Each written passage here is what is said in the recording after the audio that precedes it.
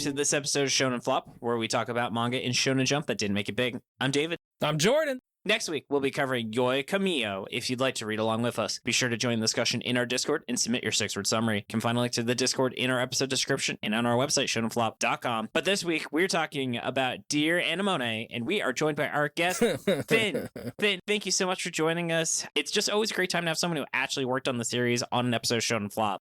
Oh, yeah. Thanks for having me. Yeah, especially since you worked on Dear Anime, I believe? Yes. Dear Alimony, actually. Dear Alamo, never forget. But I can never forget to have Finn, do you mind telling the audience a little bit about yourself? Maybe some other series you've worked on that they actually might have read. I usually credit as Finn K, so if you've ever seen that in mostly Shonen Jump weeklies, then you've probably read something of mine. I've worked on Do Retry. I'm the letterer, by the way. I've worked on Do Retry. He wrote Do Retry. No, I translate, I letter, I write it, I do it all. I'm sorry that we did not like that series. He wrote Do Retry. We got a lot of shit to tell you, Finn. Bro, that if I could be on any episode, I'd want to be on that. That was so funny to listen to. I had a great time. Oh, that's so kind of you to say. Oh, I'm so glad. Yeah, Do Retry, Mama Yu Yu, Dear Anemone, Yokai Buster Murakami, currently doing Shinobi Undercover, and non-Shonen Jump ones would be Magic Girl Dandelion, and currently the newly released Bug Ego. So, super excited about all that. I haven't even heard of that. Yeah. Yeah, that's a new one by the One Punch Man and Mob Psycho author, and then the artist. What? Yeah. One has a new manga? Yeah, he's got like 3 going now. Oh my god! Jordan, if you've seen the art, I don't think it takes him a long time to draw a chapter. Oh, no. It's a different artist. So the artist is, I believe it's Kyoto Shitara, and that artwork is so detailed and crazy cool. It's just weird and funny, and the first 4 chapters, you can read them on Shonen Jump right now. Okay, I'm definitely gonna check that out. Well, I think I know what your rec is going to be because this series sucked. Spoiler alert. On that note, let's actually get into talking about this series. Jordan, take it away. So this is Dear Anemone. I just want to make sure I got the name right. Could you tell me what it's called again? I couldn't fucking care less. One more. I don't know, David. One more time. I couldn't hear you. Dear fuck off. Okay. Yeah, this is Dear Anemone. The word anemone is apparently borrowed into English from Latin, which it's Greek, and it means windflower/daughter. And the beginning of the Japanese pronunciation sounds like ane, meaning older sister or young woman. So there's a little bit of a pun going on here, you know. This is written by Rin Matsui. They were an assistant for Kohei Horikoshi from a little thing called Barrage. I think you mean Bulge. Uwu. Bulge of the Warring Planets. They were cowards for not using that name. Yeah, and Omega Doki Zoo, which are both episodes, and, you know, he also did My Hero Academia. That's, yeah. Yeah, who cares? Lesser known series. Who gives a shit about that? Because this is the first manga that Rin has fully written. They have a bunch of one-shots, though, including just Anemone, which won the Jump New World Manga Award. I don't know anything about that, but they also wrote If My Mouth Splits Open, Rembrandt, one of my favorite artists, Kobore Zakura no Sabigatana, Black Milk. Interesting. Black Milk. Milk Noir, Yes. as they call it in French. Oh, yes. I don't know why I combined France and French and said French. How about some French dressing? Not ranch dressing. Ranch's grosser cousin. Mispronounced the name of a country I was literally in 3 days ago. Peak American energy. It's a combination of ranch and French dip. Oh my god, David, Ew. you're a genius. They call me royalty because I be French dressing. Oh, bro. Yeah. And they also wrote something called Anima. But anyway, we're not talking about that shit. We're talking about Dear Anemone. Ran from February 18th, 2024 to June 16th, 2024. That's right, everybody. This is a U19er. 17 chapters. Woo, let's go. And it felt like 5. Yeah, it replaced Martial Master Asumi. That was 4 volumes. That was also a flop, and that was also an episode that we did. It replaced Himaten by Genki Ono, who did Full Drive, and that's still going. The series that started at the same time as it was Super Psychic Policeman Chojo by Shun Numa. It's 3 volumes. It's doing all right so far. But, enough about that. Why don't we get into what the fuck this fucking series is about? Oh no, Hachiue's friend Yoshio went to the Galapagos Islands on a government research team last year, and he disappeared, and now he joined another government team to save him. Whoa! Hachiue and some others, including a guy with a nose ring chain named Ryuichi, who immediately gets killed by a chameleon monster in the most annoying Marvel voice possible. No, see, that's stage direction. Okay. That's how I want you to read the next part. Listen, I'm a newbie. Give me some. That's okay. You're doing great. I don't even know what Marvel voice is, so. Oh, just say it in like the most annoying voice you can. Because, yeah, that's right. There's monsters on this island. Well, that just happened. Yeah. They fly now? That's not even from a Marvel movie. That's from Star Wars. It's all Disney. They're all the same. Listen, Jordan's right behind me, isn't he? No, I'm right behind you. Okay. Well, that just happened. Yeah. That's right. There's monsters on this island. That's just what's happening right now, I guess.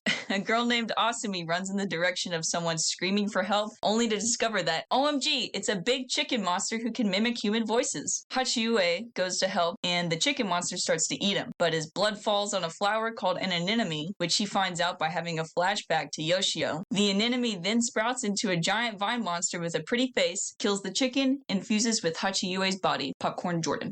Anemone wants to go to the lab where she was created to cause more evolution on the island. So she, Hachiue, Asumi, and a girl named Minazuki, who I haven't mentioned yet because she wasn't important, they all go to where it should be. There's like a side quest where Hachiue saves them from a big starfish thanks to, again, a flashback he had of Yoshio. But like they immediately find the lab. It's like right there. So, I mean, I thought they were going to look for it for a bit, but no, it's right there. They get attacked by a honey badger who, David, he doesn't give a fuck about anything. Yep. But the honey badger is killed by a praying mantis monster. They're one natural predator.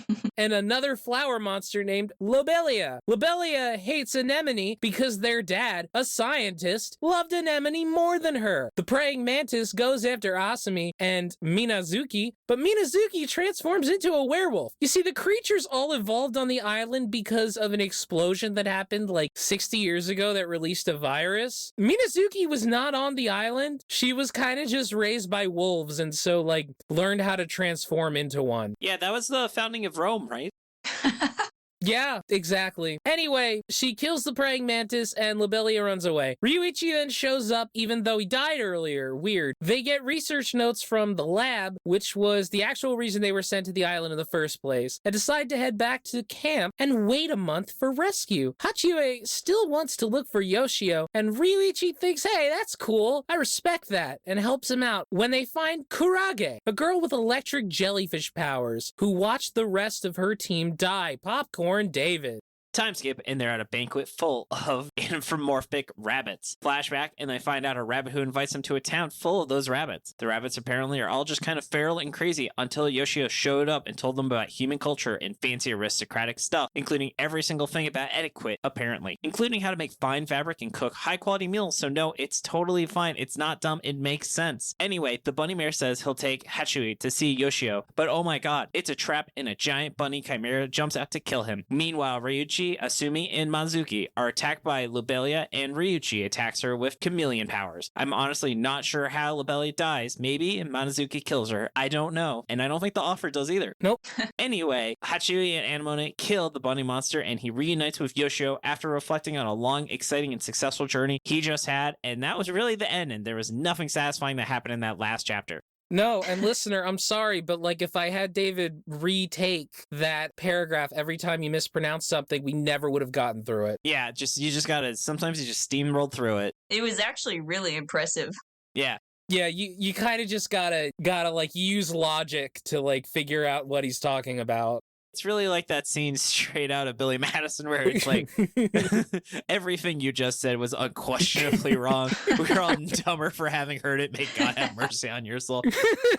Finn, may God have mercy on you. Can you tell us about the main character of the series, of whom I've written a single bullet point about his personality traits? And I believe you misspelled his name anyway.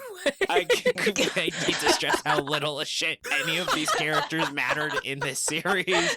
This is like how, so we previously covered Psych House, and Jordan in the plot summary for the middle paragraph says, and then like 14 chapters of nothing important was his entire section he read. And that's how I feel about the character section for anyone who isn't Anemone.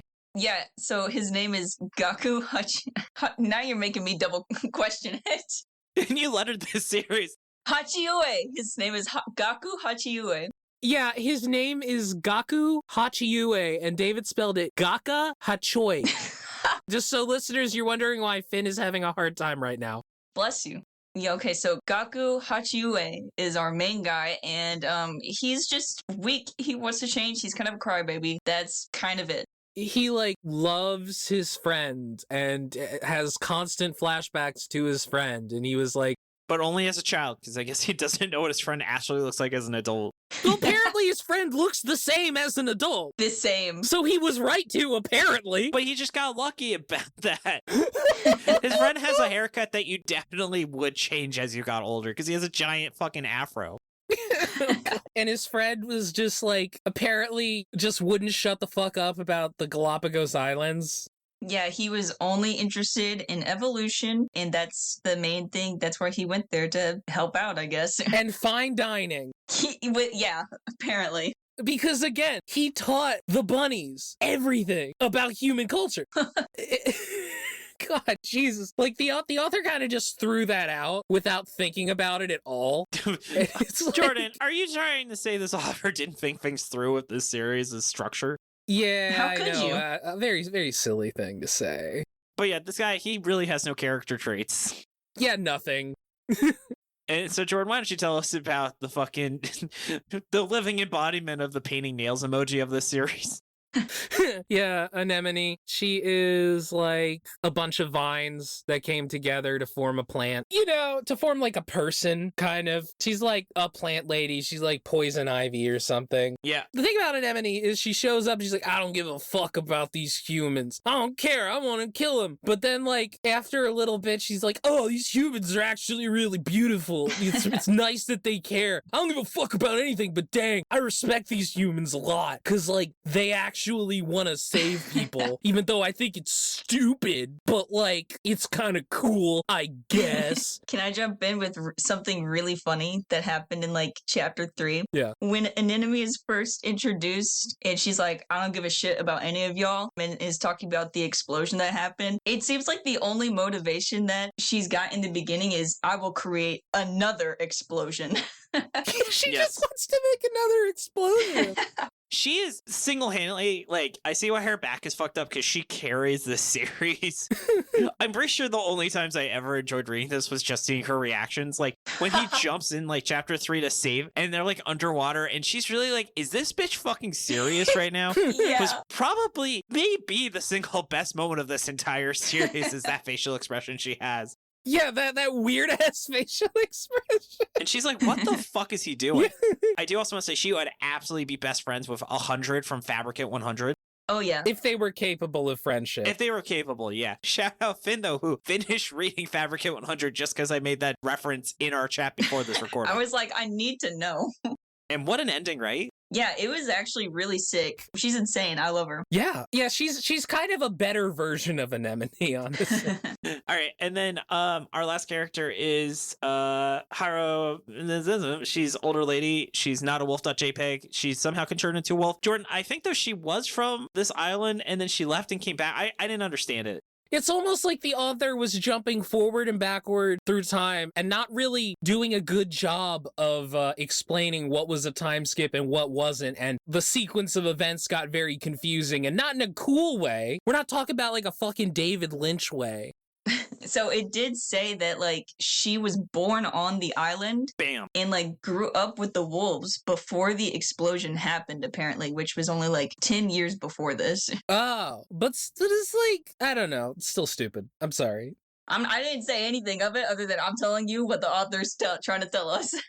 She was raised by wolves. Yeah, because she's hardcore and emo like that.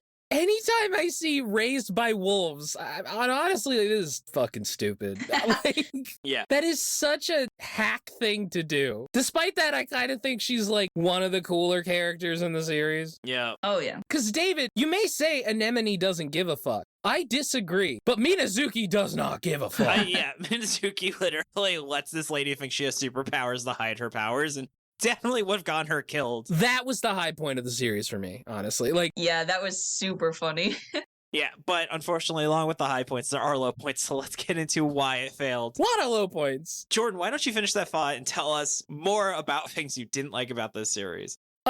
This was really fucking hard to follow. Someone has to explain to me why he did a jump forward and then immediately is like, but let's actually see what I just skipped. What was the point of that being non-linear storytelling? To make the reader interested. God. To be like, hey guys, keep reading because look what's happening. How did that happen? Oh my god, you're gonna have to read next chapter to find out. God, this plot is very stretchy. For clarification, listener, all of a sudden you just see a panel. It's like 6 hours in the future. A lot of time passed. And then they're like, oh, shit, there's these bunnies. And then it's like, here's how they got there. And it's like, just show us how they got there. Yeah, it's just a colossal waste of our time. It would have been so much more interesting if like you just had a talking rabbit show up and lead them through your stupid Alice in Wonderland reference. And I love how many chapters just end on the cliffhanger and say, oh, and then there's a monster about to attack in the background, which is the only trick this author knows how to end a chapter off. Yeah. And then Finn, is there any negatives that really stood out to you while you read this? When I was working on it, I never noticed how many flashbacks were really happening when they could have just like done what was in the flashback. And it was, even in chapter 1, it was kind of confusing to understand where and what like was happening. Yeah. That was my biggest thing that I definitely didn't notice while working on, but rereading it, I was like, wow, I don't want to be too harsh, but I guess I'm not surprised that it's only 17 chapters because it was like that from chapter 1. Yeah. Also, can I just say, there are at least 3 characters in this series that look more or less identical. Yeah, like the jellyfish girl just, the author was like, I want to introduce this character, but I don't know how. Yeah, no, that was really weird. That was extremely confusing because, like, here, what happens is, like, it flashes to this girl who's underwater, and the girl looks like the other girl we met. So I was like, is this a flashback now? And then it turns out, no, that's a different girl, and this is happening right now. It took me a little bit to figure out what the fuck was going on. Yeah. That should not be confusing. How is a plot this simple so complicated? Or not complicated, confusing? I know. Also, I love how they get to how, like, as soon as Anemone takes him over, it's like, all right, now we got to find the lab. And it's like, okay, so that's like their plot. And then it's like, oh, there's the lab. Literally speed run plot. Plot speed run it. They straight up say, oh, we found it in one day. Well, we're supposed to be here for a month. So, like, I don't know, I guess we just got to kill time. Killing, speaking of. I love how they're like, anyone can die, and then no one actually permanently dies. Yeah. Because they bring back the chameleon guy. Yeah. Oh yeah, that was within like 6 chapters, I think, or 7 chapters. It was the same chapter that it's revealed that the wolf girl is wolf girl. Yeah, just God, that was so stupid. She just shapeshifts into a wolf for no reason. And I guess no one knew she could do that. Yeah, she didn't talk about herself at all. No. Because, I mean, all these characters are paper flat. Again, like, how does the main character, like, I don't know how to describe any traits besides him being obsessed with Afro Guy. He says he wants to change. He sacrifices himself to save people all the time. Also, that's it. He's a shonen protagonist. There you go. Oh, I'm sorry. Wait a minute. Wait, no, David, he's Midoriya. God. That's literally who he is. Oh, no. I mean, this series rips off every single, like, I can probably just name, like, 5 different things this ripped off, right? They literally say in the first chapter, like, damn, this is like some kind of hell's paradise. They do. Finn, when you were lettering that, you're like, well, at least they know. I didn't even pick up on it until until one of y'all mentioned it, and I was like, damn, I kind of didn't even put that together. when they're like going through the DVD store and they're like, wow, Annihilation, I bet that's an interesting movie, and the character winked in the panel, I was like, okay, at least he knows. No, see, listeners don't know if that actually happened because of how fucking shitty this manga is. It was implied. I will also say this author seemed to try and be like, I know so much about biology, I'm running it in, and then they fell for chameleons cannot turn invisible. It is purely a communication system that shows off kind of their state, and it's such a common fallacy that made me think, okay, this guy read a Wikipedia page for 30 seconds and didn't actually know anything about biology, that he was trying to make like a big flex about the series. I don't think he read a Wikipedia page. I think he just remembered stuff that he saw in media. Yeah, probably. Yeah. He's not a Rocky. You can't get away with stupid shit like that. He's having a good time. Yeah, God, I was just not having a good time reading this. This plot made no sense. These characters have no backstory. Oh, and then the main villain, the author has to be like, oh, well, I could kill you all now. I'm just not going to for no actually explained reason. That's how you know the plot is deep, actually. Like, did they even say why she had to leave? Are you talking about Lobelia? Yeah, the flower girl was like, well, got a blast. Oh, she was like, I'm tired and there's too many of you. See ya. Did she just so easily have killed them all? Nah, not fun. Here's the thing. The series also does something that, like, we see in a lot of these manga that, like, annoy the shit out of me, where it's like, you know, the main character meets a character who's already involved in the plot, and that character knows the enemy, and they're like, oh, I know you. Ah, it's you. I remember you. Dang, you're a jerk. I hate you. Ah, you know, we have this rich history behind us. And it's like, damn, you know, I don't know. I kind of would have liked to have learned who this character was kind of on my own, just kind of seeing who they are, instead of... But Jordan, if the author doesn't tell you how cool a character is, you're not going to think they're cool. How would you even know? Shit, that's a good point. This author had zero confidence in their writing ability, which is actually very accurate. One last thing I want to bring up is, how'd you guys feel about the bunny? Just that complete 180 in tone shift until it reverts back as the author realizes it's not interesting. Why was that bunny not a person? When working on it, I remember opening up the page and I was like, I didn't have any news of it yet, I don't think. And I was like, is this getting canceled? Like, yes. What's happening? Where are we? How far in advance do you know that this is like, you've got like 2 chapters left to work on? Sometimes it depends. I feel like for Dewey Tribe, I remember that like 6 chapters ahead, maybe. That's interesting, because I knew it was going to get canceled after the first chapter. Oh, dog, come on. How did you do that?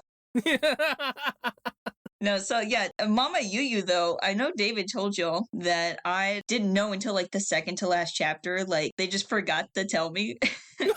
Yeah. Oh no. It's usually like a couple chapters. That's how it's been lately, at least. But for Anemone, because I think the rabbit stuff happened like chapter 12 or 13 or whatever. I don't think I knew yet. So I was like, what's happening? Oh god. It really just feels like the author was like, fuck, I don't know what to do now. Yeah. I already gave them the papers. I gave them the research. I don't know what to do. That was the main thing. Yeah, it felt very random. That's fair. All right. But I think, though, we do have to go and talk about what it did well. So let's dive into that. So, Finn, can you tell me what's something you enjoyed about this series? Like everybody else, the artwork was bomb.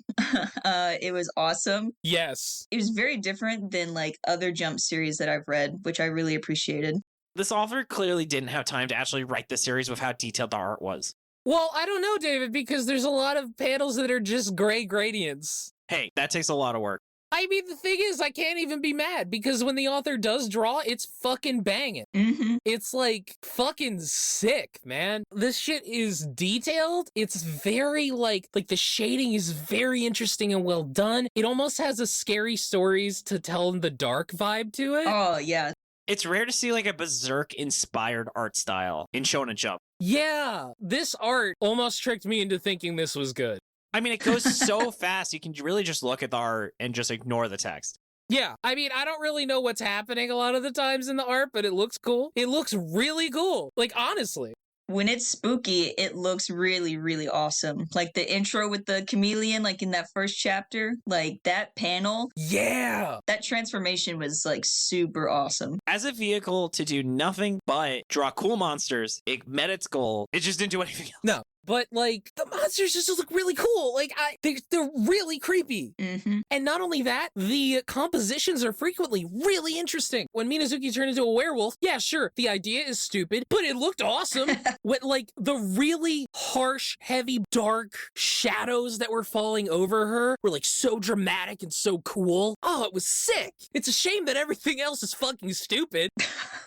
Yeah, I have one positive that's not related, as we talked about. Anemone is definitely the best character in the series. There's a lot of humor, which I want to say was intentional with some of her reactions. Oh, yeah. Just the fact that she kind of is like a meta-narrative where she knows how fucking stupid this series is, and she just is like, it kind of feels like she's legally required to be in this series. I don't know. I kind of felt like after a while it was like, okay, author, I get it. She's edgy because she's just like, I want to kill you, and it's like on one hand, yeah, sure, that's a meta narrative because the guy was annoying, but it was also like that was funny, so funny. Funny. It was funny. Listen, Jordan, I'm grasping at straws, big guy. We know the series is not good.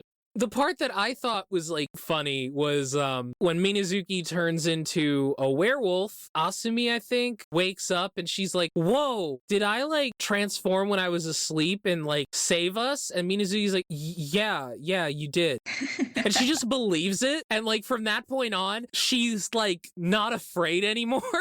Like it's kind of great. She's got this like badass face immediately after of like, I can protect everybody now. And it's like so goofy. It's honestly great.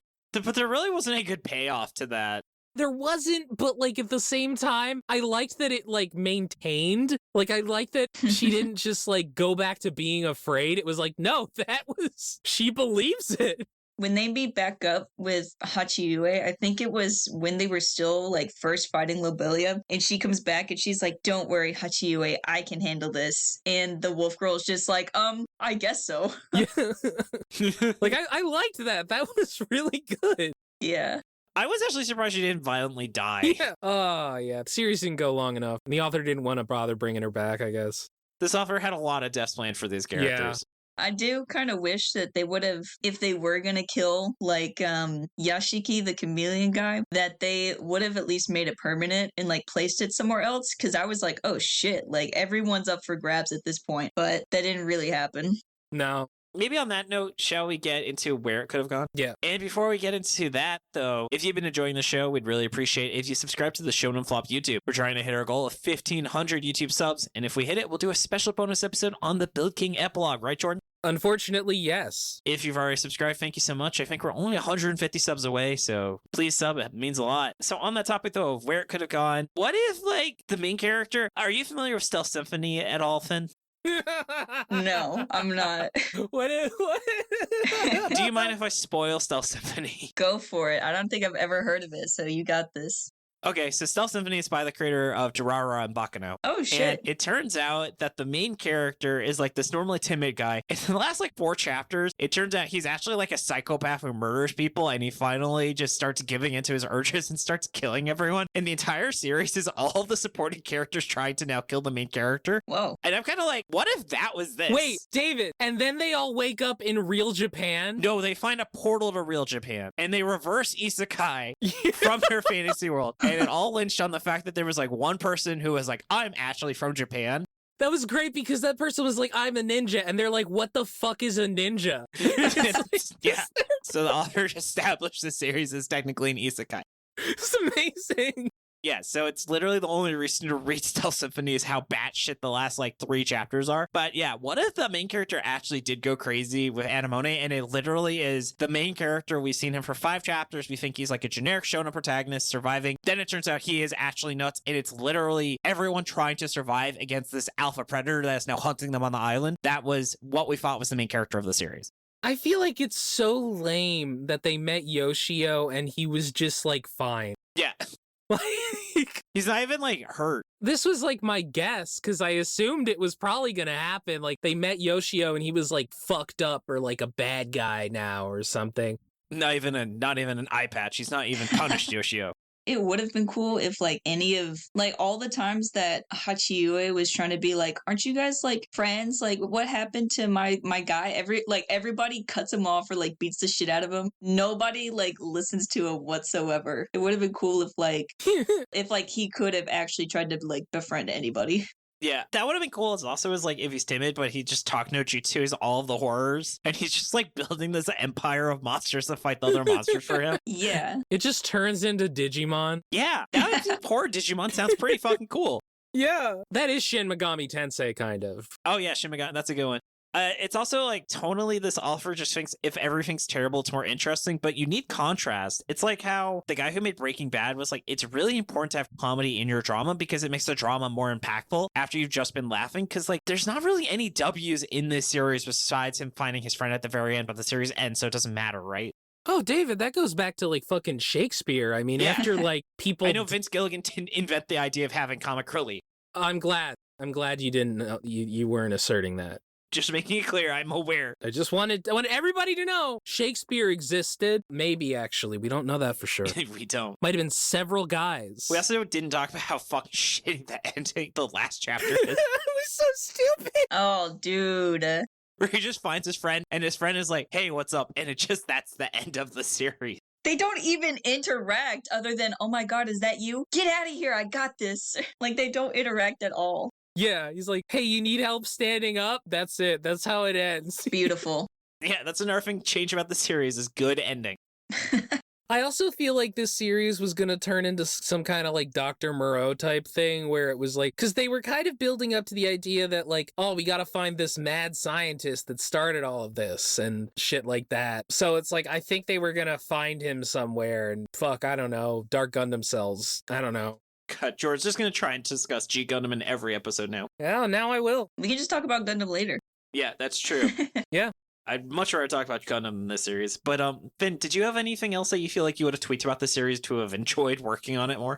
I mean, I feel like when I'm working on stuff, I always find a way to enjoy it. It was honestly kind of a fever dream because it was the shortest thing I've ever worked on. So I don't know if I have anything I can add to it at the moment. That's fair. Do you think that you would just not have remembered this series if we didn't invite you on this podcast? Oh no, I remember. Do you think you would have like forgotten? Oh. I remember. For one reason or another, the art's great. Wow, that went by so fast. Yeah, I remember. Specifically, I also remember seeing tweets of people being like, all right, hear me out. An enemy though, right? Like the very sus tweets from y'all out there. Y'all are freaky. Yeah. Oh my god. Of course. I'm not surprised at all to hear that, actually. Yeah. Oh, no. Just fucking wood. Yeah. Yes, exactly. It's spelled W-O-O-D because she's a plant. Oh, God. All right. We're getting off topic. Let's get into miscellaneous spots, all right? So, along with Chapter 2 having that really stupid look on her face when he jumps in the water, Chapter 3 also made me laugh when they talk about how every animal on the planet has a weakness, and one is just a guy forcing a gator. I literally made a note about this because I was like, that's so fucking funny. What the hell? It's just showing a guy holding a gator's mouth closed with his hand. No, my one weakness. Yeah, hands. God, I just... Oh, God. Oh, Finn, did you have any fun trivia? I know, I think you might have mentioned the Warp Audio, but do you want to tell us a little bit about how there was like a cool text thing in the first chapter and which disappears after that? There were actually, like, I think at least 6 other times where, like, the text is underneath the sound effect. I think it happened a couple times in the last chapter, but, like, it didn't happen very often. There wasn't a lot of, like, technical things I actually had to do during this series. There were, like, 3 pages of sound effects total out of 17 chapters, and it's the series that I had, like, the least amount of work to do technically like that. Nice.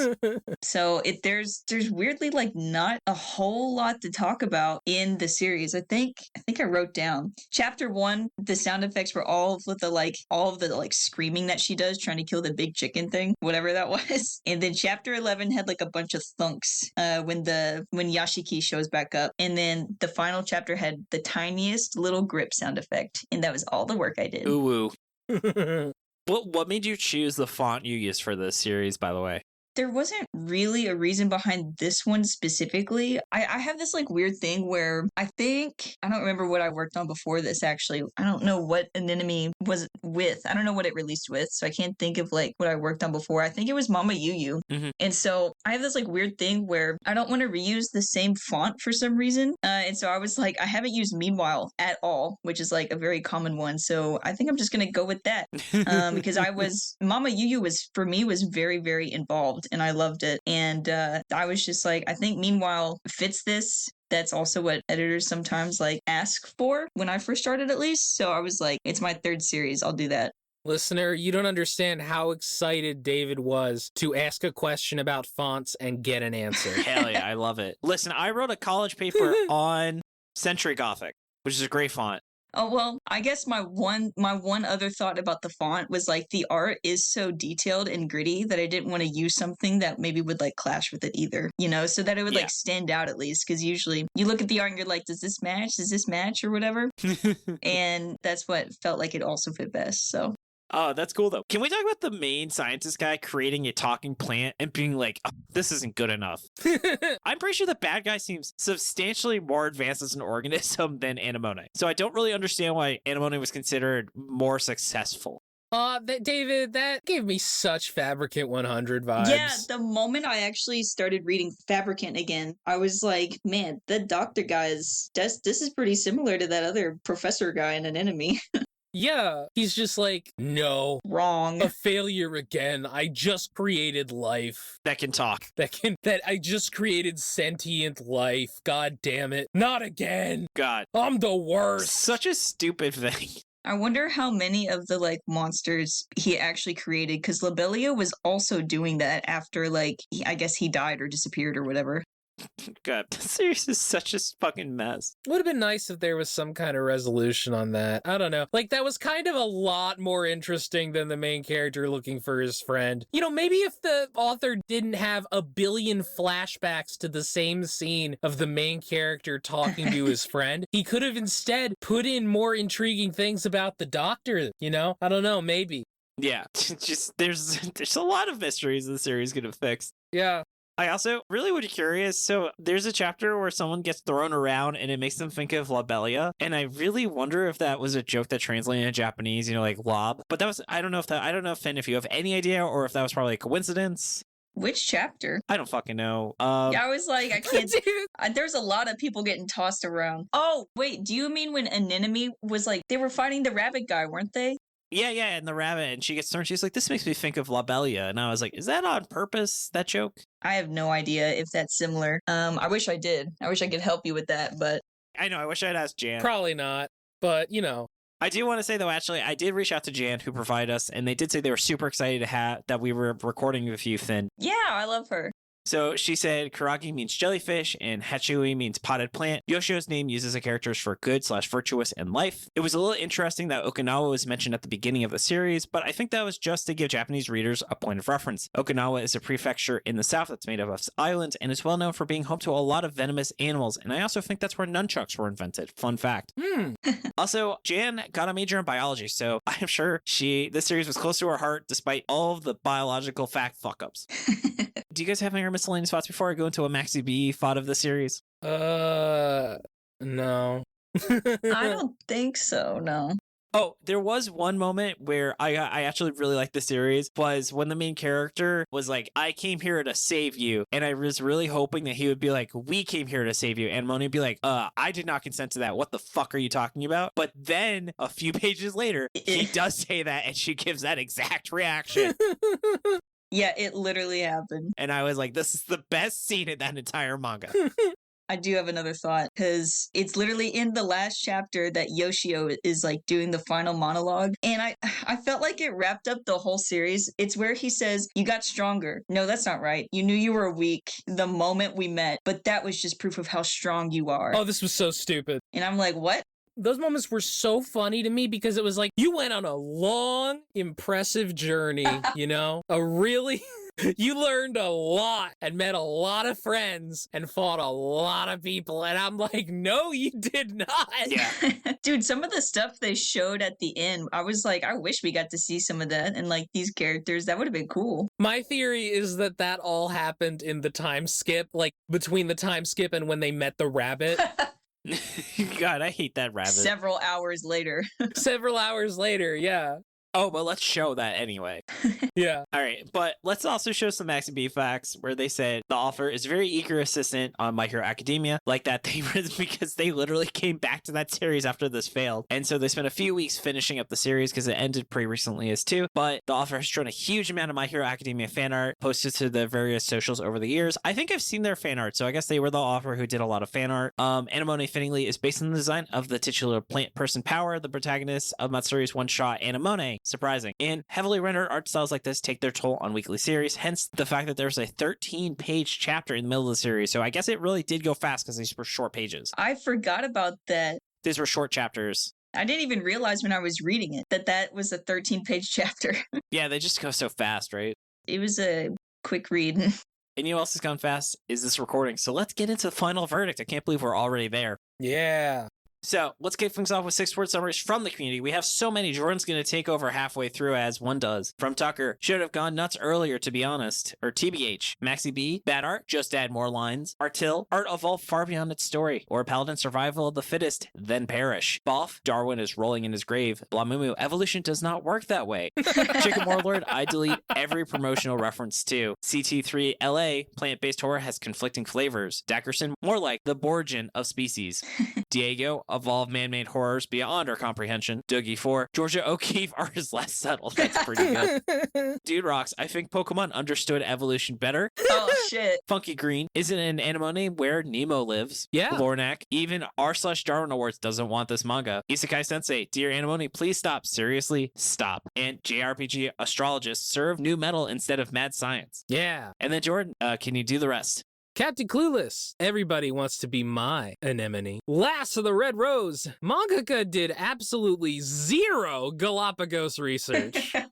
Yeah, they didn't. Lord Anubis, only the strong won't get axed. Luffy's 0321, the real horrors were scientific inaccuracies. Portal Man, when in doubt, call Swamp Thing. Red Blade, constantly expositing, constantly fighting, constantly boring. Resident Warhammer Nerd, should have evolved into a better series. Damn. Riley, Little Shop of Horrible Shonen Manga. Savia, Dear Anemone gets a Dear John. Ooh. S. Bubby, with all these friends. Who needs anemones? Hey! Spike, it died as it lived. Unfit. Nice. T. Wolfwood, couldn't adapt, improvise, overcome. Shonen Jump. The Laughing Fool, Darwin should have eaten this too.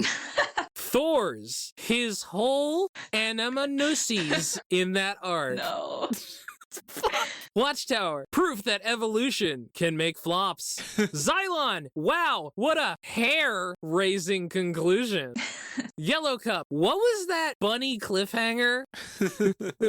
Elysian, save some frames, kill the animals. I get that reference. Yeah, like AGDQ, hell yeah. Yeah, Super Metroid. Yeah, Super Metroid, yeah. All right. And then I had 3. You guys will tell me which one of these is the best. Not even the DNA of a good manga. And then Hell's Fabricant, Annihilation Paradise, 100 Formars.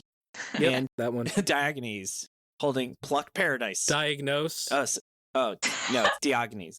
Oh, Diogenes? Diogenes, I've never yes, seen the that fucking before. philosopher guy. My phone autocorrected it. Diogenes, Plucked Paradise, behold, a manga. All right, I don't know, were any of those good? Yeah, I liked Hell's Fabricant Annihilation Paradise 100 for Mars. Yeah, that's Yeah. my favorite. Okay, thank you, I really tried.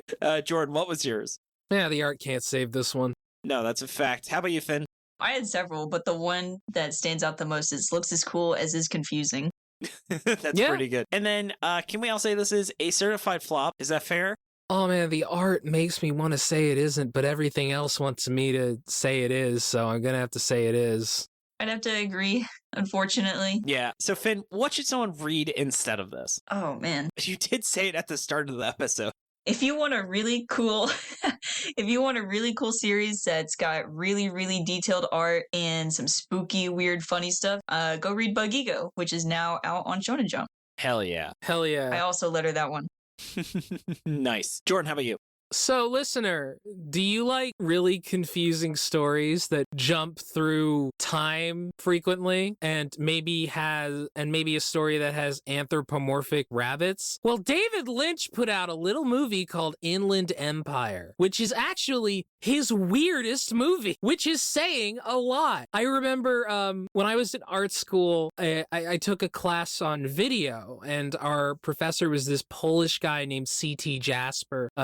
He'd worked with David Lynch, and I asked him about that movie, and he said, yeah, I think he was on drugs when he made that one. And I was like, well, everybody says that about David Lynch. He's like, no, that one, I think he was on drugs. So yeah, that's how strange the movie is, and it's also really good and terrifying. So I recommend that. I love it. A lot of it takes place in Philly, and a lot of it is in Polish. Okay. And then mine is, so now that Witch Watch is getting an anime, I no longer need to try and get everyone to read it, but everyone should read it. The rest in peace letter and translator of that series.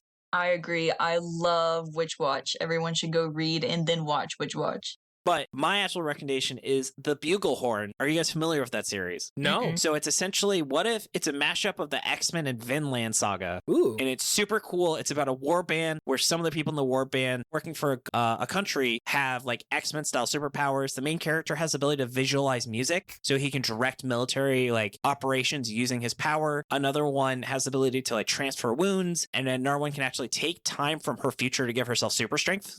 Hey, David, do you mean The Bugle Call? Yeah, it doesn't have an officially translated name, or does it? I don't remember. Yes, The Bugle Call. That sounds right. Okay. I just want to make sure. Yeah. Let me double check. Yes, The Bugle Call. That's Jordan's right. Sorry, I fucked that up.